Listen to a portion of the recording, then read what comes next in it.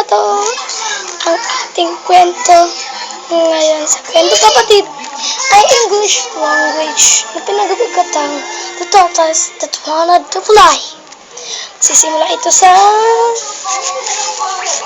There was once a tortoise who was never satisfied. He lived in the sweetness by the forest pool, but he felt very, very bored.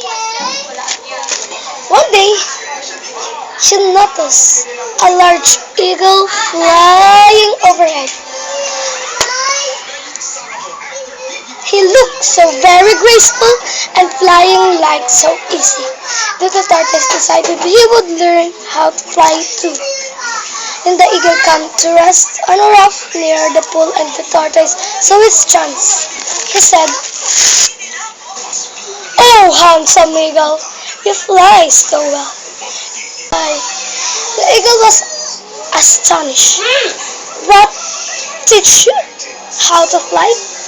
No wings, no feather." Again, the tortoise added, "Oh, please, eagle, I'm sure I can learn." The tortoise continued, asking eagle to teach him how to fly. Finally, the eagle agreed. He picked up the tortoise with its claws and flew high in the sky. Then he let go of the tortoise and told him to flap his legs and fly. The tortoise flapped his legs and as hard as he could, but he fell like a stone towards the ground. Luckily, he fell into a bush. He was bored and badly shaken, but he had no serious injuries.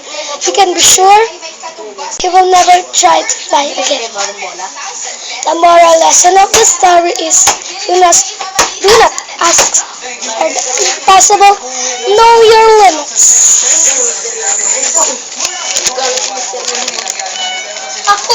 And that is my kwentong kapatid. See you next Saturday. Bye.